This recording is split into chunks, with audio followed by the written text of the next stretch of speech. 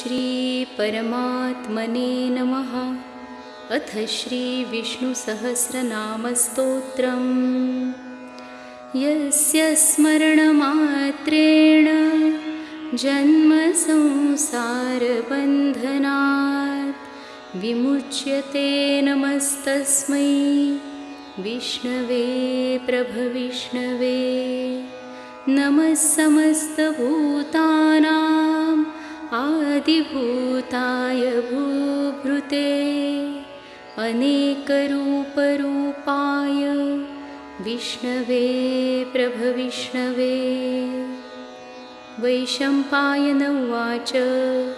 श्रुत्वा धर्मान् शेषेण पावनानि च सर्वशः युधिष्ठिरः शान्तनवं पुनरेवाभ्यभाषत। युधिष्ठिर उवाच किमेकं दैवतं लोके किं वाप्येकं परायणं स्तुवन्तः कङ्कमर्चन्तः प्राप्नुयुर्मानवा शुभम्। को धर्मः सर्वधर्माणां भवतः परमो मतः किञ्जपन्मुच्यते जन्तुर्जन्मसंसारबन्धनात्। भीष्म उवाच जगत्प्रभुं देवदेवम् अनन्तं पुरुषोत्तमं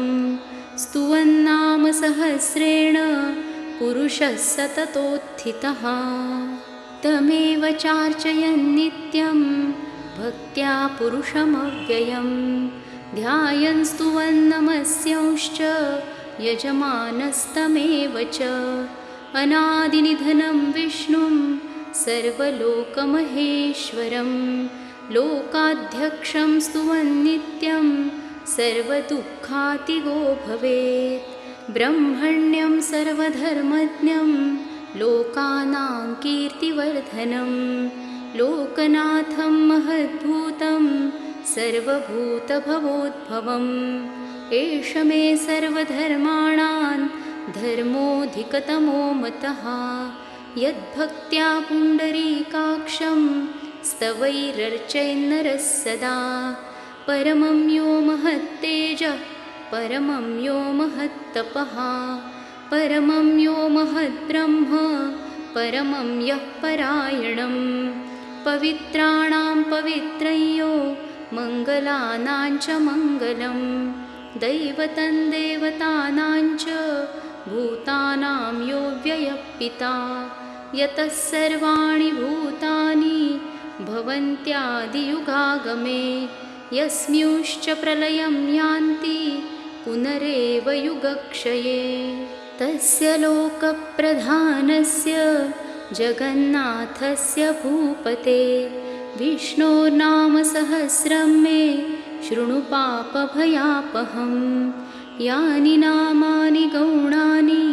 विख्यातानि महात्मनः ऋषिभिः परिगीतानि तानि वक्ष्यामि भूतये। ॐ विश्वं विष्णुर्वषट्कारो भूतभव्यभवत्प्रभुः भूतकृद्भूतभृद्भावो भूतात्मा भूतभावनः पूतात्मा परमात्मा च मुक्तानां परमागतिः। अव्ययः पुरुषः साक्षी क्षेत्रज्ञोऽक्षर एव च योगो योगविदान्नेता प्रधानपुरुषेश्वरः। नारसिंहवपुः श्रीमान् केशवः पुरुषोत्तमः सर्वः सर्वशिवस्थाणुर्भूतादिर्निधिरव्ययः सम्भवो भावनो भर्ता प्रभवः प्रभुरीश्वरः। स्वयंभुः शम्भुरादित्यः पुष्कराक्षो महास्वनः अनादिनिधनो धाता विधाता धातुरुत्तमः। अप्रमेयो ऋषिकेशः पद्मनाभोऽमरप्रभुः विश्वकर्मा मनुस्त्वष्टा स्थविष्ठस्थविरो ध्रुवः। अग्राह्यः शाश्वतः कृष्णो लोहिताक्षः प्रतर्दनः प्रभूतश्रिककुब्धाम पवित्रं मङ्गलं परं ईशानः प्राणदः प्राणो ज्येष्ठः श्रेष्ठः प्रजापतिः हिरण्यगर्भो भूगर्भो माधवो मधुसूदनः ईश्वरो विक्रमी धन्वी मेधावी विक्रमक्रमः अनुत्तमो दुराधर्षः कृतज्ञः कृतिरात्मवान् सुरेशः शरणं शर्म विश्वरेतः प्रजाभवः अहः संवत्सरो व्यालः प्रत्ययः सर्वदर्शनः अजः सर्वेश्वरः सिद्धः सिद्धिः सर्वादिरच्युतः वृषा कपिरमेयात्मा सर्वयोगविनिःसृतः वसुर्वसुमनः सत्यः समात्मा संमितः समः अमोघः पुण्डरीकाक्षो वृषकर्मा वृषाकृतिः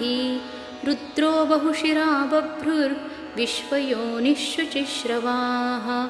अमृतः शाश्वतस्थाणुर्वरारोहो महातपाः सर्वगः सर्वविद्भानुर्विश्वक्सेनो जनार्दनः वेदो वेदविदव्यङ्गो वेदाङ्गो वेदवित्कविः लोकाध्यक्षः सुराध्यक्षो धर्माध्यक्षः कृताकृतः चतुरात्मा चतुर्व्यूहश्चतुर्दंष्ट्रश्चतुर्भुजः भ्राजिष्णुर्भोजनं भोक्ता सहिष्णुर्जगदादिजः अनघो विजयो जेता विश्वयोनिः पुनर्वसुः उपेन्द्रो वामनः प्रांशुरमोघः शुचिरूर्जितः अतीन्द्रः सङ्ग्रहः सर्गो धृतात्मा नियमो यमः वेद्यो वैद्यः सदा योगी वीरः माधवो मधुः अतीन्द्रियो महामायो महोत्साहो महाबलः महाबुद्धिर्महावीर्यो महाशक्तिर्महाद्युतिः अनिर्देश्यवपुः श्रीमान् अमेयात्मा महात्रिधृक् महेश्वासो महीभर्ता श्रीनिवासः सताङ्गतिः अनिरुद्धः सुरानन्दो गोविन्दो गोविदाम्पतिः मरीचिर्दमनो हंसः सुपर्णो भुजगोत्तमः हिरण्यनाभः सुतपा पद्मनाभः प्रजापतिः अमृत्युः सर्वदृक्सिंहः सन्धाता सन्धिमान् स्थिरः अजो दुर्मर्षणः शास्ता विश्रुतात्मा सुरारिः गुरुर्गुरुतमो धाम सत्यः सत्यपराक्रमः निमिषो निमिषस्रग्वी वाचस्पतिरुदारधीः अग्रणिर्ग्रामणिः श्रीमान् न्यायो नेता समीरणः सहस्रमूर्धा विश्वात्मा सहस्राक्षः सहस्रपात् आवर्तनो निवृत्तात्मा संवृतः सम्प्रमर्दनः अहः संवर्तको वह्निरनिलो धरणीधरः सुप्रसादः प्रसन्नात्मा विश्वधृक् विश्वभुक् विभुः सत्कर्ता सत्कृतः साधुर्जह्नुर्नारायणो नरः असङ्ख्येयो प्रमेयात्मा विशिष्टः शिष्टकृच्छुचिः सिद्धार्थः सिद्धसङ्कल्पः सिद्धिदः सिद्धिसाधनः वृषा हि वृषभो विष्णुर्वृषपर्वा वृषोदरः वर्धनो वर्धमानश्च विविक्तः श्रुतिसागरः सुभुजो दुर्धरो वाग्मी महेन्द्रो वसुदो वसुः नैकरूपो बृहद्रूपः शिपिविष्टः प्रकाशनः ओजस्तेजोद्युतिधरः प्रकाशात्मा प्रतापनः रुद्धस्पष्टाक्षरो मन्त्रश्चन्द्रांशुर्भास्करद्युतिः अमृतांशूद्भवो भानुः शशविन्दुः सुरेश्वरः औषधं जगतः सेतुः सत्यधर्मपराक्रमः भूतभव्यभवन्नाथ पवनः पावनो नलः कामः कामकृत्कान्तः कामः कामप्रदः प्रभुः युगादिकृद्युगावर्तो नैकमायो महाशनः अदृश्यो व्यक्तरूपश्च सहस्रजिदनन्तजित् इष्टो विशिष्टः शिष्टेष्टः शिखण्डी नहुषो वृषः क्रोधः क्रोधकृत्कर्ता विश्वबाहुर्महीधरः अच्युतः प्रथितः प्राणदो वासवानुजः अपान्निधिरनिष्ठानम् अप्रमत्तः प्रतिष्ठितः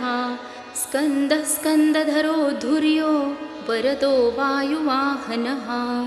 वासुदेवो बृहद्भानुरादिदेवः पुरन्दरः अशोकस्तारणस्तार शूरः शौरिजनेश्वरः अनुकूलः शतावर्तः पद्मी पद्मनिभेक्षणः पद्मनाभोरविन्दाक्ष पद्मगर्भः शरीरभृत् महर्धिरुद्धो वृद्धात्मा महाक्षो गरुडध्वजः अतुलः शरभो भीम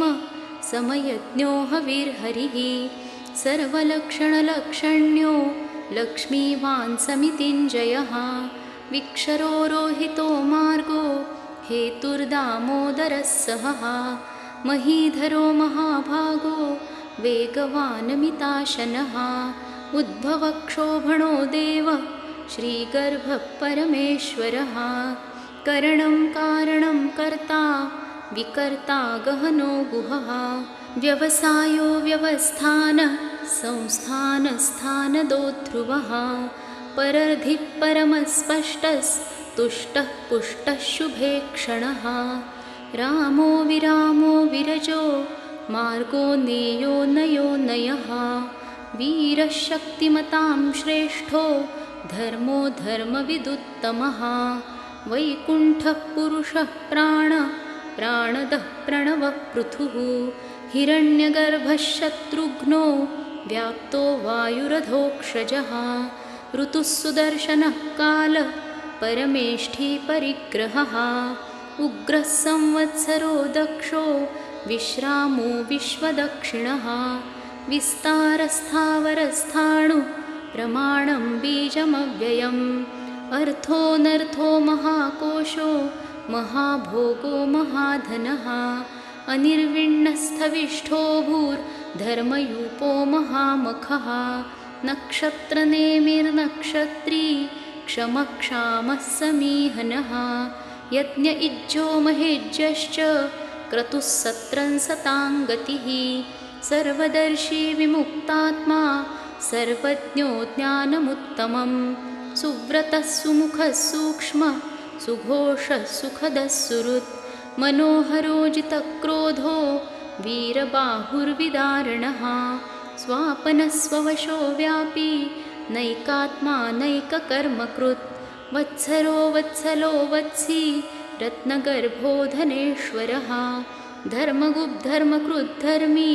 सदसत्क्षरमक्षरम् अविज्ञाता सहस्रांशुर्विधाता कृतलक्षणः गभस्तिनेमिः सत्त्वस्थः सिंहो भूतमहेश्वरः आदिदेवो महादेवो देवेशो देवभृद्गुरुः उत्तरो गोपतिर्गोप्ता ज्ञानगम्यः पुरातनः शरीरभूतभृद्भोक्ता कपीन्द्रो भूरिदक्षिणः सोमपो मृतपः सोमः पुरुजित्पुरुसत्तमः विनयो जयः सत्यसन्धो दाशार्हः सात्वतां पतिः जीवो विनयिता साक्षी मुकुन्दो मितविक्रमः अम्भोनिधिरनन्तात्मा महोदधिशयोऽन्तकः अजो महार्हः स्वाभाव्यो जितामित्रः प्रमोदनः आनन्दो नन्दनो नन्दः सत्यधर्मात्रिविक्रमः महर्षिः कपिलाचार्यः कृतज्ञो मेदिनीपतिः त्रिपदस्त्रिदशाध्यक्षो महाशृङ्गः कृतान्तकृत् महावराहो गोविन्दः सुषेणः कनकाङ्गदी गुह्यो गभीरो गहनो गुप्तश्चक्रगदाधरः वेधास्वाङ्गोजितः कृष्णो दृढः सङ्कर्षणोच्युतः वरुणो वारुणो वृक्षः पुष्कराक्षो महामनाः भगवान् भगहानन्दी वनमाली हलायुधः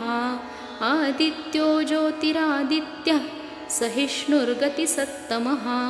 सुधन्वाखण्डपरशुर् दारुणो द्रविणप्रदः दिवि स्पृक्सर्वदृग्व्यासो वाचस्पतिरयो निजः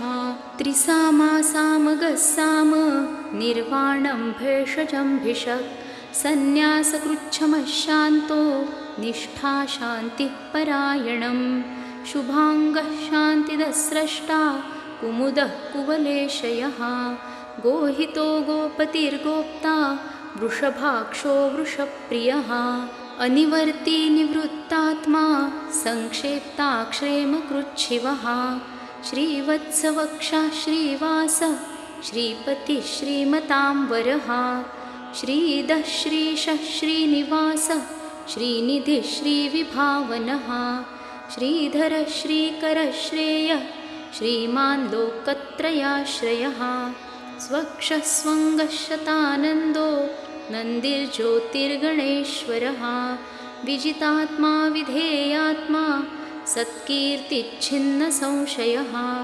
उदीर्णः सर्वतश्चक्षुर् अनीशः शाश्वतस्थिरः भूषयो भूषणो भूतिर्विशोकः शोकनाशनः अर्चिष्मानर्चितः कुम्भो विशुद्धात्मा विशोधनः अनिरुद्धो प्रतिरथ प्रद्युम्नो मितविक्रमः कालनेमिनिहावीरः शौरिः शूरजनेश्वरः त्रिलोकात्मा त्रिलोकेश केशवः केशिहा हरिः कामदेवः कामपालः कामीकान्तः कृतागमः अनिर्देश्यवपुर्विष्णुर्वीरोऽनन्तो धनञ्जयः ब्रह्मण्यो ब्रह्मकृद्ब्रह्मा ब्रह्म ब्रह्मविवर्धनः ब्रह्मविद्ब्राह्मणो ब्रह्मी ब्रह्मज्ञो ब्राह्मणप्रियः महाक्रमो महाकर्मा महातेजा महोरगः महाक्रतुर्महायज्वा महायज्ञो महाहविः स्तव्यस्तवप्रियस्तोत्रं स्तुतिस्तोतारणप्रियः पूर्णः पूरयिता पुण्यः पुण्यकीर्तिरनामयः मनोजवस्तीर्थकरो वसुरेता वसुप्रदः वसुप्रदो वासुदेवो वसुर्वसुमनाहविः सद्गतिः सत्कृतिः सत्ता सद्भूतिः सत्परायणः शूरसेनो यदुश्रेष्ठः सन्निवासः सुयामुनः भूतावासो वासुदेवः सर्वासु निलयो नलः दर्पः दर्पदो दृप्तो दुर्धरोऽथा पराजितः विश्वमूर्तिर्महामूर्तिर्दीप्तमूर्तिरमूर्तिमान् अनेकमूर्तिरव्यक्तः शतमूर्तिः शताननः एकोनैकः सवः किं यत्तत्पदमनुत्तमं लोकबन्धुर्लोकनाथो माधवो भक्तवत्सलः सुवर्णवर्णो हेमाङ्गो वराङ्गश्चन्दनाङ्गदी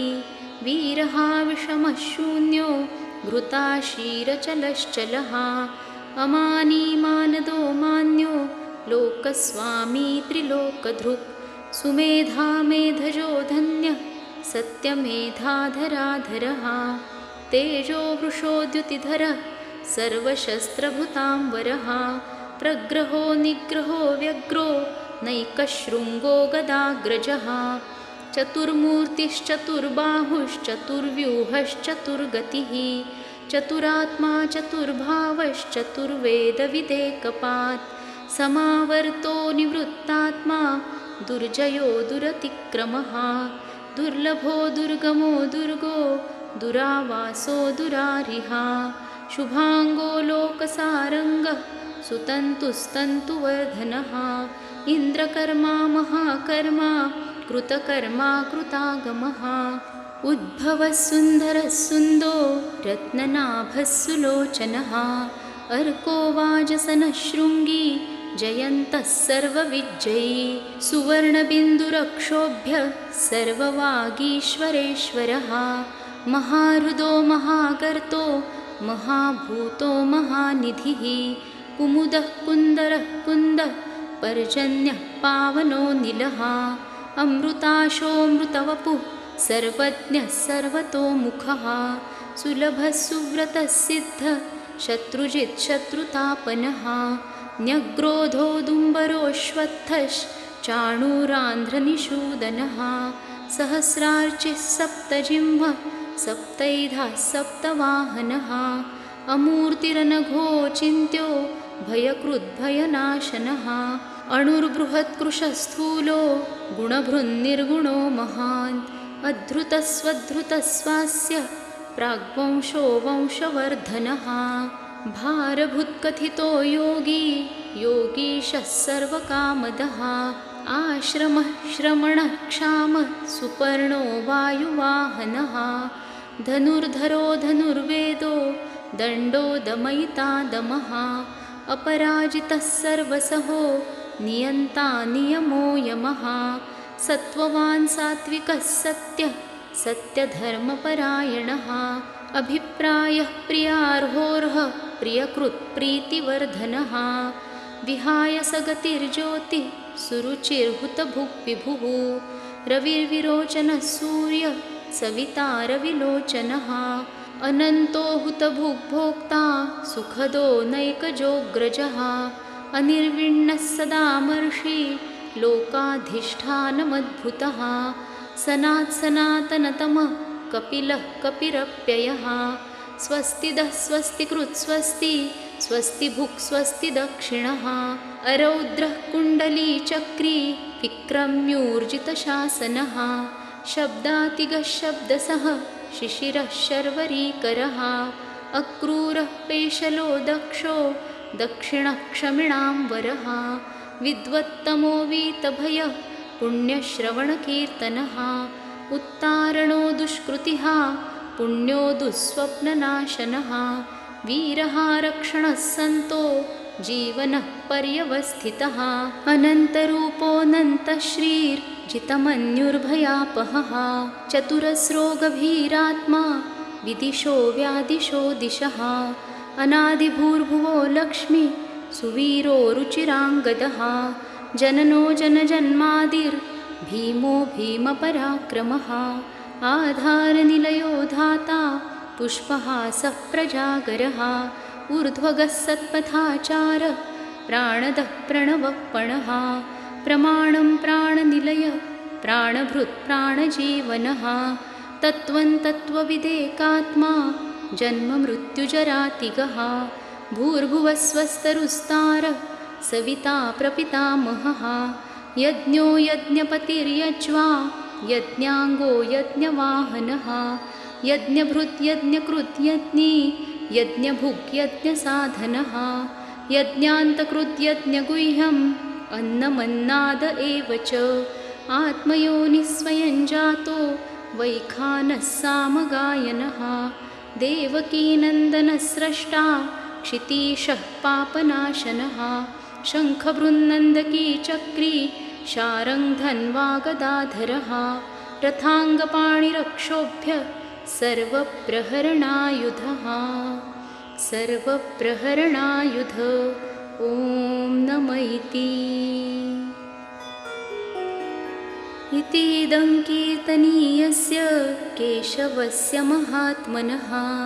नाम्नां सहस्रं दिव्यानाम् अशेषेण प्रकीर्तितं य इदं शृणुयान्नित्यं यश्चापि परिकीर्तयेत् नाशुभं प्राप्नुयात् किञ्चित् सोमुत्रेह च मानवः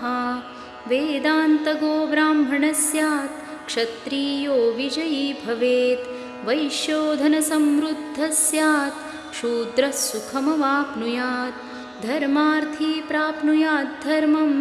अर्थार्थी चार्थमाप्नुयात् कामानुवाप्नुयात् कामी प्रजार्थी प्राप्नुयात् प्रजां भक्तिमान्यः सदोत्थाय शुचिस्तद्गतमानसः सहस्रं वासुदेवस्य नाम्नाम् एतत् प्रकीर्तयेत् यशः प्राप्नोति विपुलं ज्ञातिप्राधान्यमेव च अचलां श्रियमाप्नोति श्रेयः प्राप्नोत्यनुत्तमं न भयं क्वचिदाप्नोति वीर्यं तेजश्च विन्दति भवत्यरोगो द्युतिमान् बलरूपगुणान्वितः रोगार्तो मुच्यते रोगात् बद्धो मुच्येत बन्धनात् भयान्मुच्येत भीतस्तु मुच्येतापन्न आपदः दुर्गाण्यतितरत्याशु पुरुषः पुरुषोत्तमं स्तुवन्नाम सहस्रेण नित्यं भक्तिसमन्वितः वासुदेवाश्रयो मर्त्यो वासुदेवपरायणः सर्वपापविशुद्धात्मा याति ब्रह्मसनातनं न वासुदेवभक्तानाम् अशुभं विद्यते क्वचित् जन्ममृत्युजराव्याधि भयं नैवोपजायते इमं स्तवम् अधीयानः श्रद्धाभक्तिसमन्वितः युज्येतात्मसुखक्षान्ति श्रीधृतिस्मृतिकीर्तिभिः न क्रोधो न च मात्सर्यन् न लोभो नाशुभा मतिः भवन्ति कृतपुण्यानां भक्तानां पुरुषोत्तमे द्यौः स चन्द्रार्कनक्षत्रा खन्दिशो भूर्महोदधिः वासुदेवस्य वीर्येण विधृतानि महात्मनः ससुरासुरगन्धर्वं स यक्षोरगराक्षसं जगद्वशे वर्ततेदं कृष्णस्य सचराचरम् इन्द्रियाणि मनोबुद्धि सत्त्वं तेजो बलं धृतिः वासुदेवात्मकान्याहुः क्षेत्रं क्षेत्रज्ञ एव च सर्वागमानमाचारः प्रथमं परिकल्पते आचारप्रभवो धर्मो धर्मस्य प्रभुरच्युतः ऋषयः पितरो देवा महाभूतानि धातवः जङ्गमाजङ्गमं चेदं जगन्नारायणोद्भवं योगो ज्ञानं तथा साङ्ख्यं विद्या शिल्पादिकर्म च वेदाः शास्त्राणि विज्ञानम् एतत्सर्वं जनार्दनात् एको विष्णुर्महद्भूतं पृथग्भूतान्यनेकशः त्रिन्लोकान् व्याप्य भूतात्मा भुङ्क्ते विश्वभुगव्ययः इमं स्तवं भगवतो विष्णोर्व्यासेन कीर्तितं पठेद्य इच्छेत्पुरुषः श्रेयः प्राप्तुं सुखानि च विश्वेश्वरमजं देवं जगतः प्रभवाप्ययं भजन्ति ये पुष्कराक्षं न ते यान्ति पराभवम् ॐ तत्सदिति श्रीमहाभारते शतसाहस्रयां संहितायां वैयासिक्यामानुशासनिके पर्वणि भीष्मयुधिष्ठिरसंवादे श्रीविष्णोर्दिव्यसहस्रनामस्तोत्रं सम्पूर्णम् हरि ओं तत्सत् हरि ओं तत्सत् हरि ओं तत्सत्।